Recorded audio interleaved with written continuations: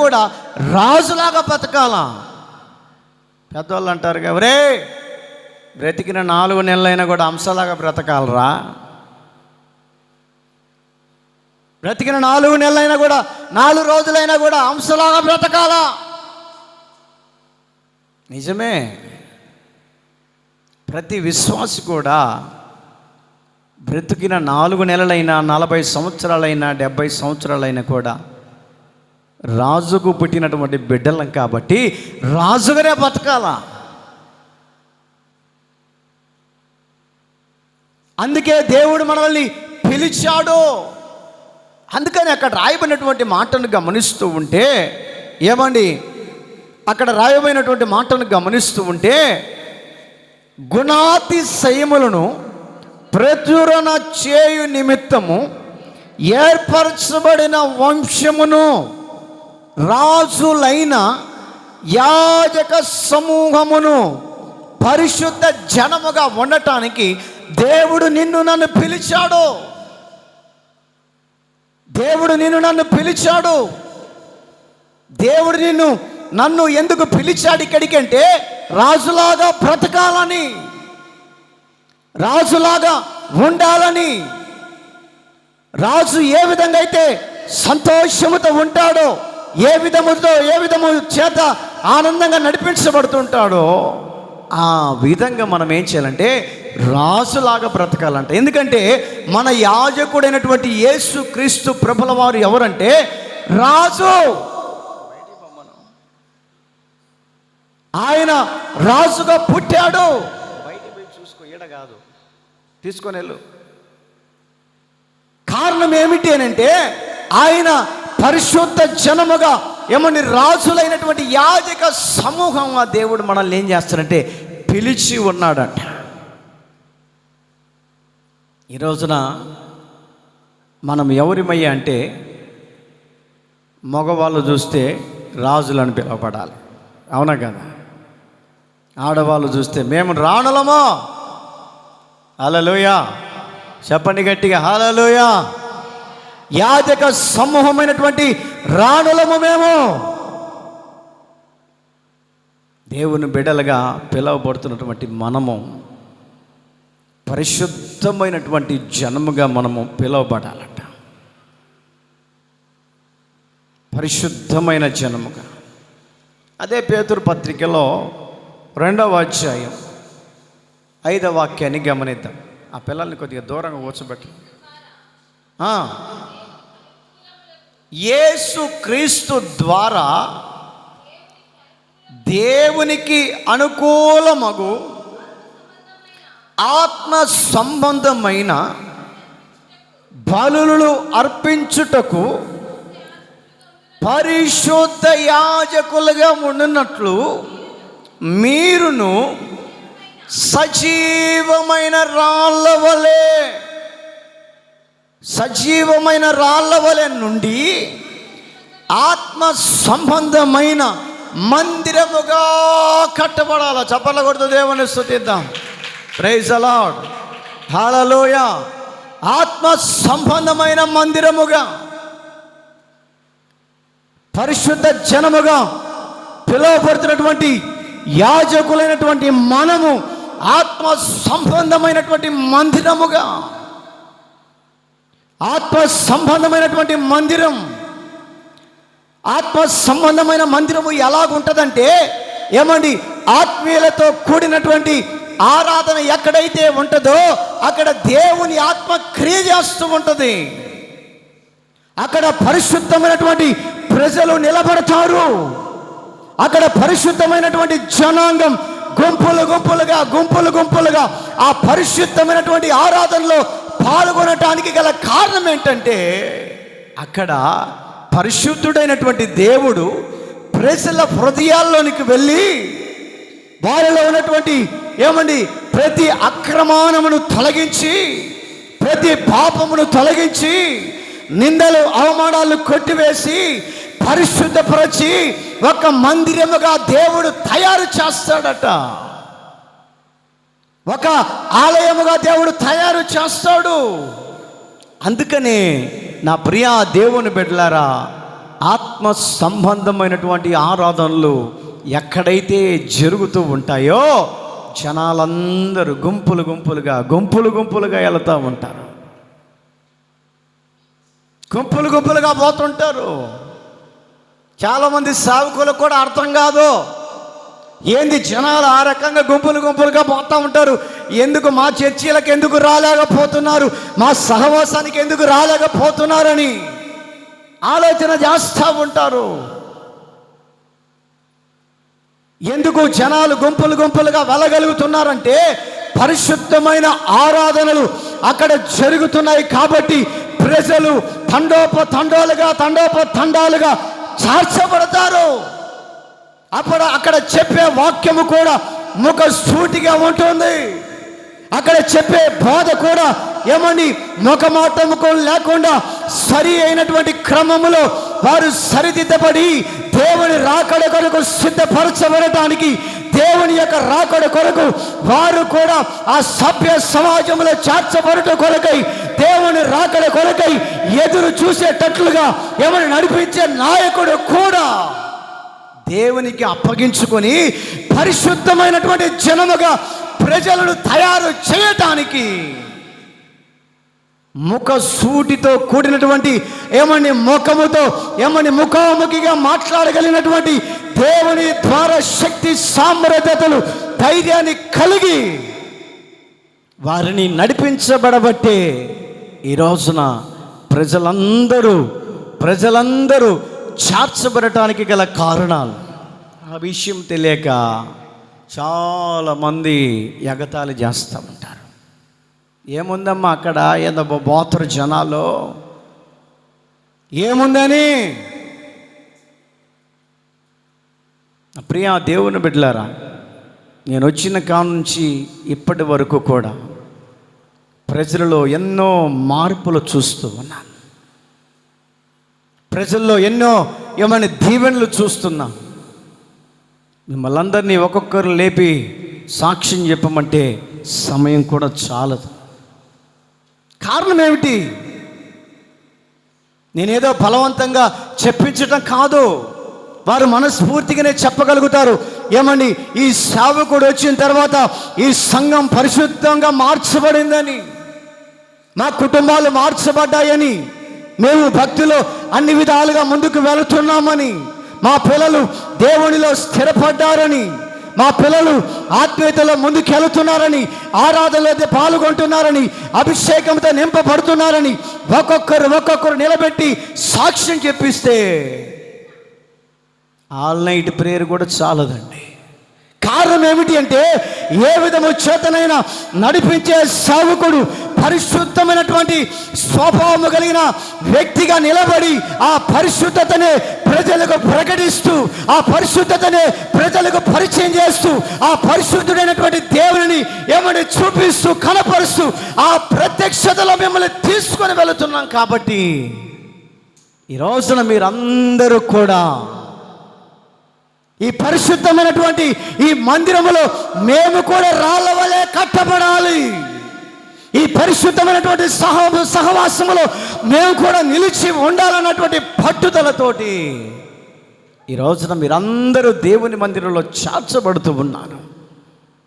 చేర్చబడేదే కాకుండా దేవుని యొక్క ముఖాంతరము ద్వారా వచ్చే ఆశీర్వాదాలు పొందుకుంటున్నారు. అందుకే దేవుడు నన్ను ఇక్కడికి పిలిచాడు. ఇక్కడికి దేవుడు నన్ను ఎందుకు పిలిచాడంటే అనేక మంది మార్పు చెందని ప్రజలలో మార్పు చెందుట కొరకై దేవుడు నన్ను ఏర్పాటు చేసుకున్నాడు.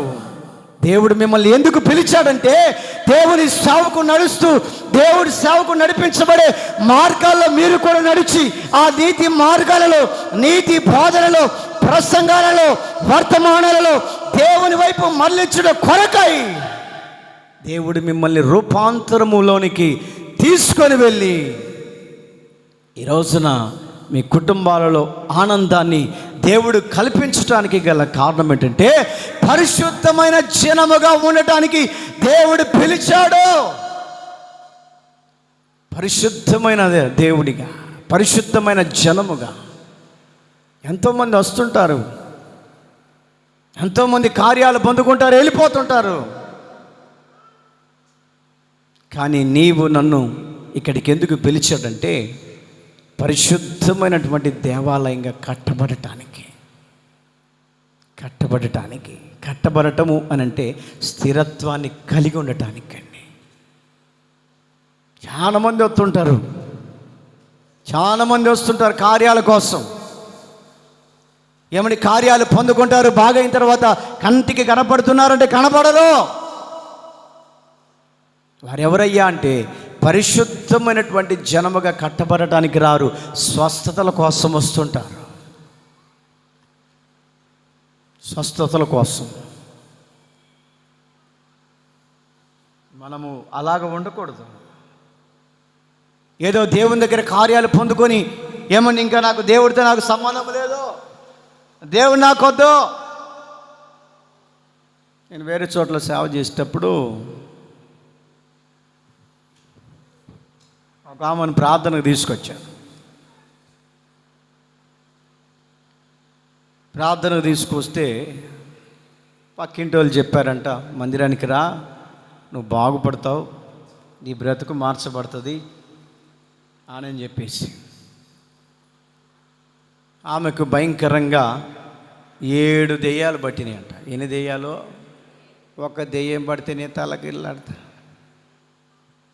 ఒక దెయ్యం పడితేనే తలకిందులు అయిపోతాం. 7 దెయ్యాలు 10 నిమిషాలకు ఒకటి వస్తుంది. ఆమె చెప్పింది, పక్కింటి ఆమె తీసుకొచ్చినాము, పాస్టర్ గారు కొత్తగా దేవుని నమ్ముకోవడానికి వీళ్ళు వస్తున్నారు, వీళ్ళ కోసం ప్రార్థన చేయండి అని. నేను ఒకటే చెప్పాను, ప్రార్థన చేస్తా, బాగుపడతారు, దేవుని విడిచిపెట్టకూడదు. ఆమె ఏమన్నదంటే, అమ్మో గొప్ప దేవుడయ్యా, ఆయన వదిలిపెడతామా, భలే చెప్తున్నారే పాస్టర్ గారు అని అన్నది. అబ్బో ఎంత విశ్వాసం అనుకున్నాను నేను. పోనీలే అని చెప్పేసి నెత్తి మీద చేయబెట్టి ఒక్కొక్క దెయ్యాన్ని బెరితే ఒక్కొక్క పేరు. నా పేరు లింగయ్య అంటది, నా పేరు పొల్లమ్మ అంటది, నా పేరు షాట్లమ్మ అంటది, నా పేరు తలుపులమ్మ అంటది. ఊరి నాయన ఏడరు నాయన ఈ షాట్లు తలుపులు పొలలు అని చెప్పి చూస్తే 7 దెయ్యాలు ఒక్కొక్కటి పేరు బిట్టి పిలుస్తుంటే 10 నిమిషాలకు ఒకళ్ళు మారుతున్నారు. ఏం సంగతి అన్న, ఏమని తీసుకుపోతావు, ఏమని చంపేస్తావు,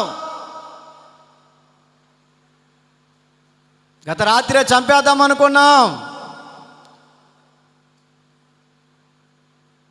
పక్కింటి కాంతమ్మ తీసుకొని వచ్చింది నీ కాడికి అని అన్నది.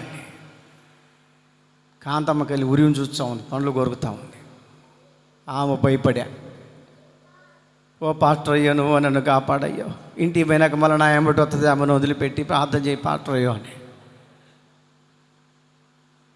కాంతమ్మ ఏం కాదులే అని అన్న. ఏమో పాస్టర్ అయ్యో నేను తీసుకొచ్చినందుకు నాకు దెంగులు వచ్చేటట్టుంది. పళ్ళు కొరుకుతూ ఉన్నారు ఈ ఒంట్లో ఉన్నోళ్ళు. ఆమెకెళ్ళి చూసి పానీ అంత చూస్తానని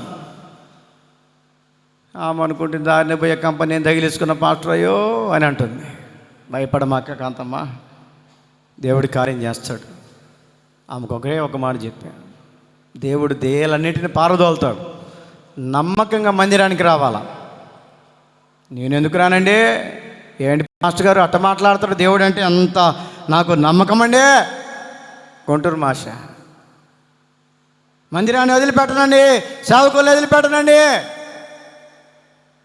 మీరు ప్రార్థన చేసి వాటిని వదలగొట్టండి, నాకు ఆరోగ్యం బాగుండట్లేదు. వాళ్ళ ఆయన ఆర్టీసీ కండక్టర్, కాసేపు ఒళ్ళు నొప్పులు అంటదంట, కాసేపు తలనొప్పి అంటదంట, కాసేపు గుండె నొప్పి అంటదంట.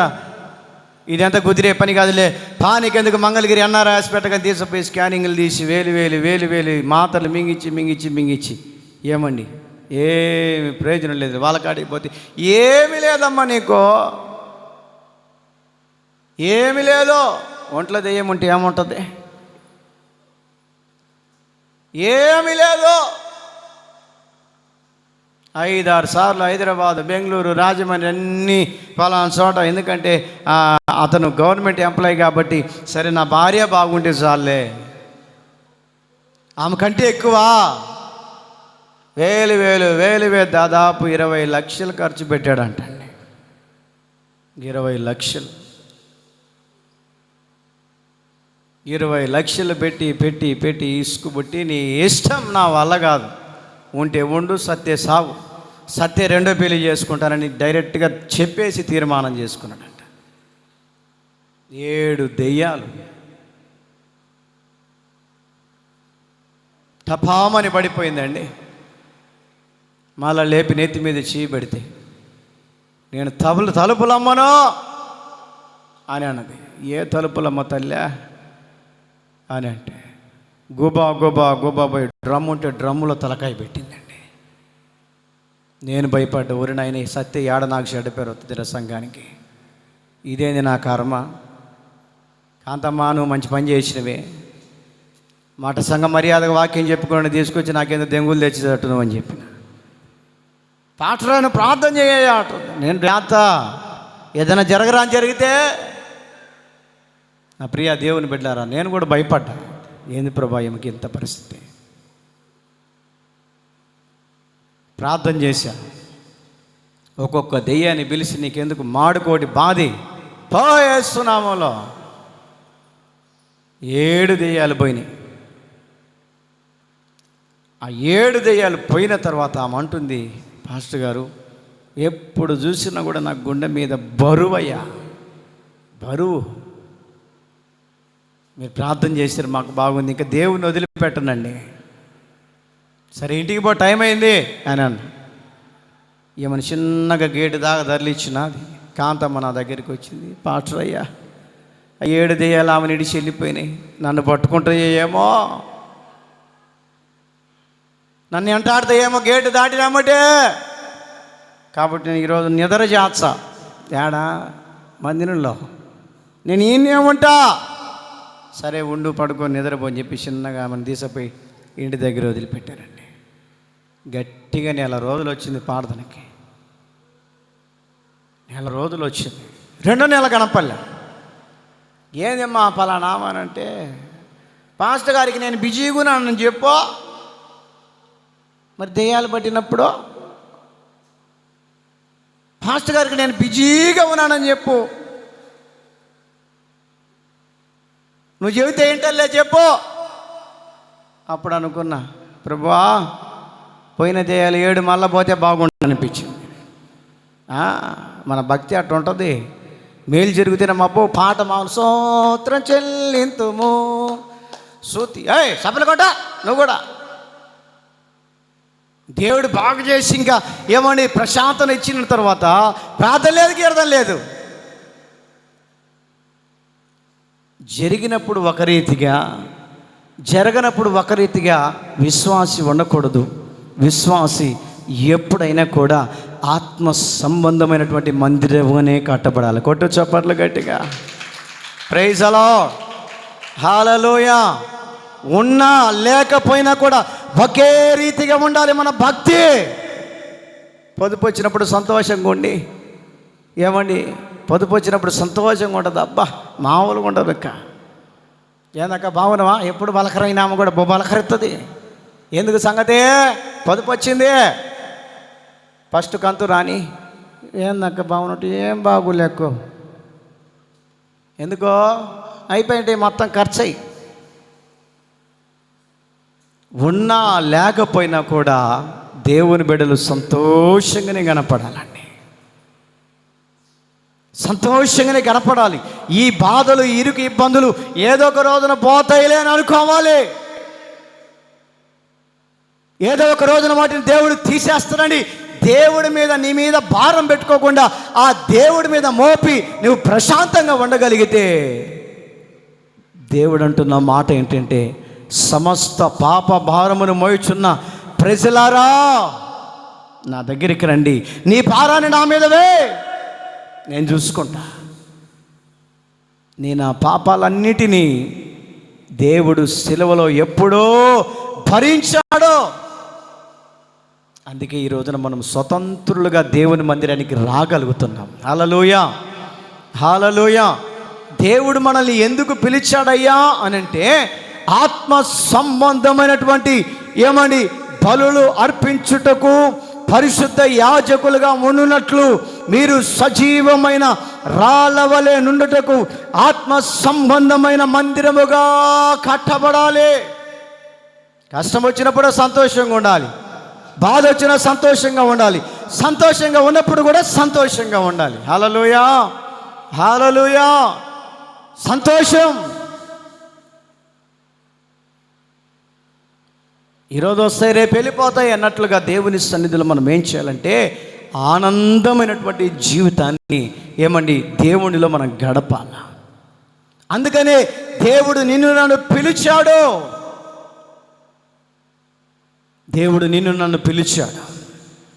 అదే పత్రికలో 1వ అధ్యాయం 13. కాబట్టి నీ మనస్సు అనే నడుము కట్టుకొని నిబ్బరమైన బుద్ధి గలవారై యేసు క్రీస్తు ప్రత్యక్షమైనప్పుడు మీకు తేబడిన కృప విషయములో సంపూర్ణ నిరీక్షణ కలగాలట. హల్లెలూయా. పరిశుద్ధ జనముగా పిలువబడే వ్యక్తులు ఏం చేయాలంటే సంపూర్ణమైన నిశ్చయత, అంటే పూర్తిగా దేవుని మీద ఆధారపడే జీవితం, పూర్తిగా దేవుని మీద ఆధారపడే జీవితం. కష్టం వచ్చిందని ఆ కష్టాన్ని బట్టి ఇరుగు పొరుగు వారికి చెప్పుకున్నంత మాత్రాన ఆ కష్టాలు పొరపాటుని తీర్చబడవు. ఆ కష్టాలు తీర్చబడాలి అని అంటే దేవుడు నిన్ను పరిశుద్ధమైనటువంటి జనముగా పిలిచిన దేవుడు ఏం చేస్తాడంటే సంపూర్ణతను నిశ్చయం చేస్తాడు నీ విషయంలో. సంపూర్ణతను అంటే నీ విశ్వాసాన్ని దేవునిలో నిశ్చయిత చేసుకొని అధికముగా దేవునిలో బలపడేటట్లుగా మనము ఆ దేవుని దగ్గరికి మందిరముగా కట్టబడటానికి రావాలి. మనం ఒక బేస్మఠం కట్టామనుకోండి, కదులుతుందా చెప్పండి, కదులుతుందా? కదలో. అలాగనే కూడా దేవుని బిడ్డలైనటువంటి విశ్వాసులు కూడా కదలని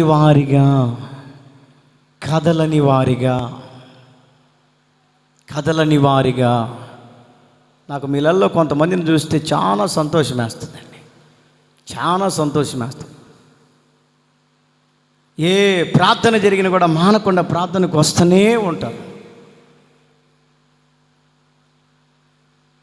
ఏ ప్రార్థన జరిగిన మందిరంలో ఏ ప్రార్థన జరిగినా కూడా ప్రార్థన మానుకోకుండా వస్తూనే ఉంటారు. కొంతమందిని నేను చూస్తూ ఉంటే నాకు ఎంతో ఆనందం వేస్తుంది. అయ్యో, వాళ్ళకి ఎన్ని పనులున్నా కూడా మందిరాన్ని మానరే. మరి కొంతమందిని గమనిస్తే బంధువులు పెళ్ళికి చెప్పడం ఆలస్యం, ఆదివారం ప్రార్థన డొమ్మ. ఏందక్క ఏంది ప్రార్థనకు రాలేదు ఈ వారం అంటే, పెళ్ళికి పోయినన్నా.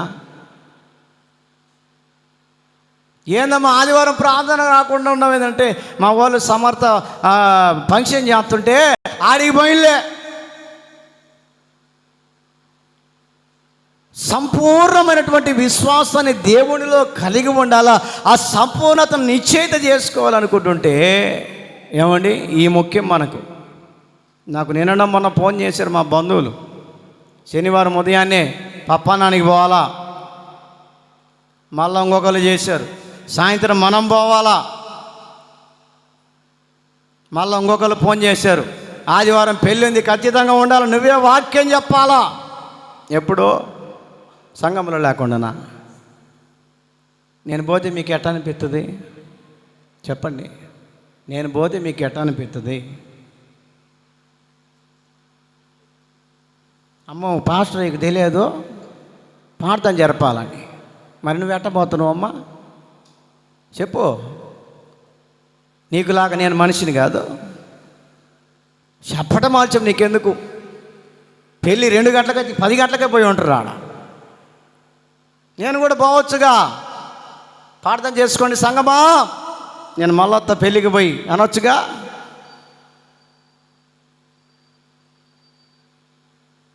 దేవుని బిడ్డలు అలా ఉండకూడదు. ఫోన్ చేస్తే ఒకటే చెప్పిన, కుదరదు. ఉదయం ఫోన్ చేసిన ఆయన, ఉదయం శనివారం ఉదయాన్నే రాయా, నువ్వు ప్రార్థన చేస్తేనే గది లేదన్నాడు. అట్టనా, సరే సరే కానీ అని చెప్పిన. సాయంత్రం ఫోన్ చేసిండు మధ్యాహ్నం, నీ ప్రార్థనతోనే స్టార్ట్ కావాలా. అట్టనా, ఓకే కానీ అన్న. ఫోన్ల మీద ఫోన్లు, సెల్ సైలెంట్ బెటర్ అని చెప్పిన. దేవుని మందిరానికి మించింది ఏది కాదండి. చప్పర్లు కొట్టి గట్టిగా. అలాంటి నేనే ఎన్ని పనులున్నా, ఎన్ని పెళ్ళిళ్ళున్నా, సమర్థులున్నా మానుకొని వస్తుంటే చెల్లిగా మానేస్తారండి ప్రార్థనకి. ఇప్పుడు నేనే బాధపడ్డా మీ విషయంలో, పరలోకపు తండ్రి బాధపడకుండా ఉంటాడా చెప్పండి? నీకు ఎన్ని పనులున్నా కూడా దేవుని మందిరాన్ని మానమాకండి. ఆయన మందిరంలో ఎన్నో ఆశీర్వాదాలు గ్లుప్తమై ఉన్నాయి. ఫోన్ చేస్తూ ఉన్నారు, ఫోన్ల మీద ఫోన్లు. కర్జే, ఇబ్బంది లేదు. నా సంఘానికి మించి ఏది నాకు ముఖ్యం కాదు. కొట్టు చప్పట్లు గట్టిగా. ప్రైజ్ ది లార్డ్, హల్లెలూయా. నేనే అంత తెగించి వస్తున్నప్పుడు మీరేముందండి అనంట ఆయనకి ముదిరిపోయేది ఏముంది? భోజనం పెట్టే టయానికి కాసేపు బాధపడతారు. చూడు మమ్మీ, నేను పోయి చెప్పేస్తే రాను కూడా రాలేదు. పరిశుద్ధమైన జనముగా నువ్వు పిలువబడాలి అని అంటే నీ యొక్క విశ్వాసాన్ని, సంపూర్ణతను అధికం చేసుకోవాలి. అందుకే దేవుని మందిరానికి పిలువబడ్డావు. కానీ కొన్ని సంఘాల్లో చూస్తే వాక్యం ఉండదు, ఏముండదు, పాటలు ఉండదు. వస్తారు, ఏమండి, ఎవరి దారి వాళ్ళది. కొన్ని సంఘాల్లో చూసి వచ్చా నేను, తెలుసు నాకు.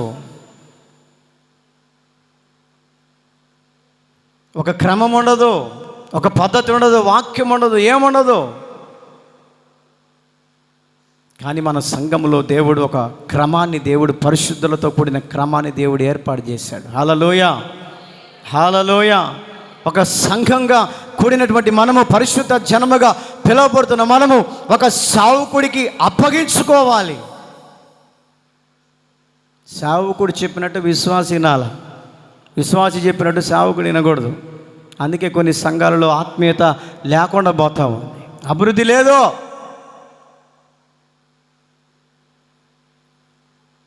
ఈ రాత్రికాల సమయంలో దేవుని మందిరానికి వచ్చిన నీతో దేవుడు మాట్లాడుతున్న మాట ఏంటంటే, దేవుడు నిన్ను ఎందుకు పిలిచాడు, దేవుడు నిన్ను ఎందుకు పిలిచాడు, నిన్ను నన్ను అని అంటే, రాజులైన యాజక సమూహంగా పరిశుద్ధ జనముగా ఉండటానికి దేవుడు మనల్ని పిలిచాడండి. పరిశుద్ధతను కాపాడుకోవాలి. అంత్య దినాల్లో ఉన్నాం. ఏటయ్యాన నీ ప్రాణం నా ప్రాణం పోతే తెలియదు. గ్యారెంటీ లేని బ్రతుకు. వస్తువులకు గ్యారెంటీ ఉంది కానీ మనిషి హృదయానికి గ్యారెంటీ లేదు. అలాంటి బ్రతుకుల్లో మనం బ్రతుకుతున్నామండి. అలాంటి గ్యారెంటీ లేని రోజుల్లో బ్రతుకుతున్నప్పుడు ఎంత దైవభక్తి కలిగి ఉండాలా, ఎంత భక్తిలో ముందుకు వెళ్ళాలా, ఎంత ఆసక్తిగా దేవుని మందిరానికి రావాలి, ఎంత ఆసక్తిగా దేవుని పాటలు పాడాలి, ఎంత ఆసక్తిగా ఆరాధనలో పాల్గొనాలి, ఎంత ఆసక్తిగా దేవుని వాక్యాన్ని విని బ్రతుకు మార్చుకోవాలని పరిశుద్ధమైన జనముగా ఉండటానికి మనం ముందుకు వెళ్ళాలి. మన భక్తి అధికం కావాలి, భక్తిలో ఇంకా ముందుకు వెళ్ళాలి. మెట్టుకు ఏమండి ఎదుగుతూనే ఉండాలి. వారిని దేవుడు పెడుతున్న పేరేంటంటే పరిశుద్ధమైనటువంటి జనం, పరిశుద్ధమైన సంఘం. దేవుని ద్వారా పిలువబడుతున్నావా? నేను పరిశుద్ధమైనటువంటి దేవుని బిడ్డను, పరిశుద్ధమైన విశ్వాసిని, నాలో పరిశుద్ధత ఉంది, నాలో దేవుని గురించినటువంటి నిశ్చయత నాలో ఉంది, దేవుని గురించినటువంటి భక్తి మార్గంలో నడుస్తున్నాను అని నీ యొక్క పరిశుద్ధతను దేవుని దగ్గర నిశ్చయించుకోవాలి. ఏదో వాక్యం విన్నాం వెళ్ళిపోయాం, మధ్యలో మర్చిపోయి వెళ్ళిపోయాం అన్నట్లుగా ఉండకూడదండి. సావుకొనిగా మీ గురించి సంఘం కోసం ఎంతో ప్రయాసపడుతూ ఉన్నా, అది మీరు చూస్తూనే ఉన్నారు. సంఘం డెవలప్ కావాలి. ఇంకా అమాయకతో ఉన్నారు ప్రజలు, భక్తి లేకుండా ఉన్నారు ప్రజలు, దేవుడు అంటే నమ్మకం లేకుండా ఉన్నారు ప్రజలు, దేవుడు అంటే భయం లేకుండా నడిపించబడుతున్నారు ప్రజలు. ఏ విధమైన వారిలో ఒక మార్పును చైతన్యాన్ని కలిగించటానికి నా ప్రియ దేవుని బిడ్డలారా, అందుకే సంఘ క్షేమాభివృద్ధి కూడికలు, అందుకే సంఘ క్షేమాభివృద్ధి కూడికలు పెట్టి ఒక్కొక్క సావుకుడు వారికి దేవుడిచ్చిన అనుభవాలని మీకు తెలియపరచాలని ఎంత ఖర్చైనా కూడా బరాయిస్తూ, మీకులాగే కష్టపడుతూ ఎంతో ప్రయాసపడుతున్నప్పుడు ఇంకా నాకు చేయుతను అందించే విశ్వాసంగా ఉండాలి. ఇంకా సంఘము సావుకుని బలపరిచే విధానంలోనికి ముందుకు వెళ్ళాలి. సంఘం బలపడుతుంటే ఎనికి లాగేది కాదు. నీకు అటువంటి ఆలోచన వస్తుందంటే సత్తాను కలిగించే ఆలోచనని గుర్తుపట్టాలి. సంఘం నీది కాదు, నాది కాదు, దేవుడు తన స్వరక్తం ఇచ్చి కొనబడిన దేవుని సంఘం. కొట్టు చప్పట్లు గట్టి. బైబిల్లో ఒక చోట రాయబడింది, నా ఆలయమును పాడు చేసిన వాణ్ణి నేను పాడు చేస్తాను. నేను చెప్తున్న మాట కాదు, బైబిల్ గ్రంథం చెప్తున్న మాట.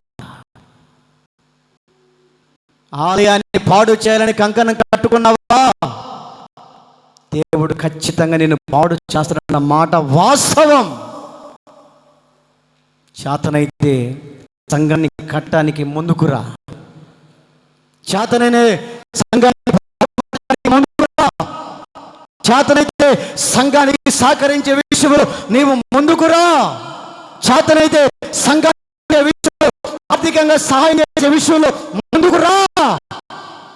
సంఘాన్ని పాడు చేయాలని కంకణం కట్టుకున్నావా, నీ పతనాన్ని నీవే ఏమని గోతిని తీసుకున్నట్లే.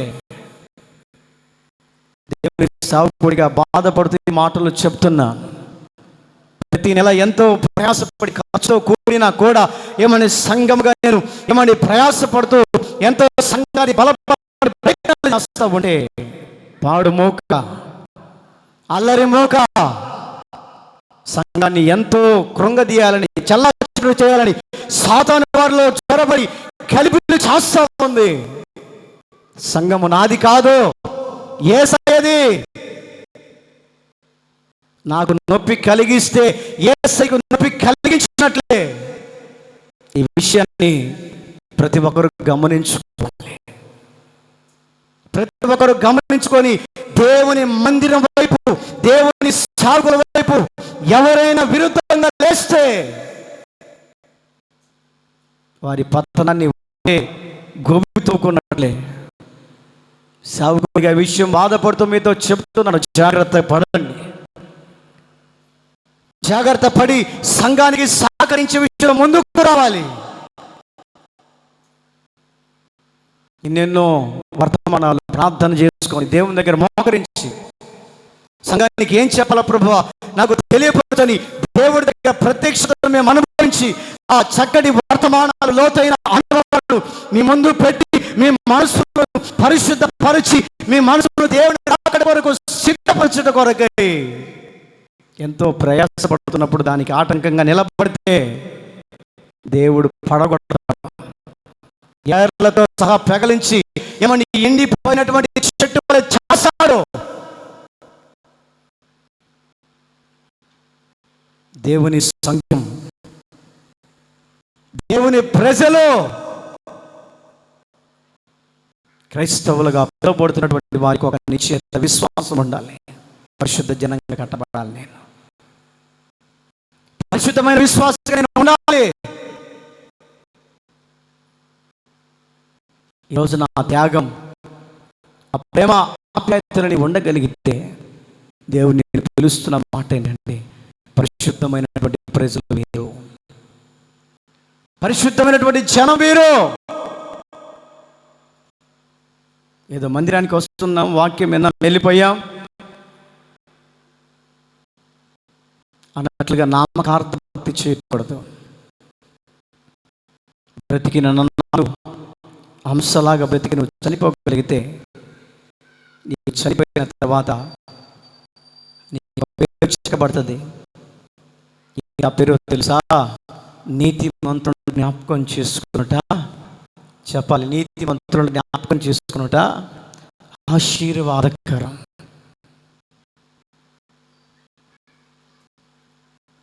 నీతిమంతులు జ్ఞాపకం చేసుకున్నట ఆశీర్వాదకరం.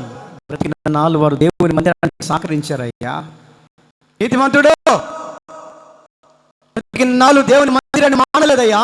నీతిమంతుడు బ్రతికిన నాలుగు దేవుని సేవకుడికి సహకారంగా ఉన్నారయ్యా. నీతిమంతుడు అని పిలువబడినటువంటి స్థితిలోకి వెళ్తున్నావా? సంఘాన్ని నష్టపరచడానికి కంకణం కట్టుకుంటున్నావా? ఈ రాత్రి కాల సమయంలో దేవుడు నీతో మాట్లాడుతున్నాడు. సంఘానికి సహకార్యం ఉండాలి, సంఘ క్షేమాన్ని కోరాలి, సంఘ అభివృద్ధిని కోరుకోవాలి. అలాంటి మనసులు ఎవరైతే కలిగి ఉంటారో దేవుడు నీతో చెప్తున్న మాట, నేను నిన్ను పిలిచింది ఎందుకంటే పరిశుద్ధమైన జనముగా ఉండటానికి పిలువబడిన వారు. దేవుడి వాక్యాన్ని దీవించి ఆశీర్వదించునుగాక. తరలో ప్రార్థన చేసుకుందాం.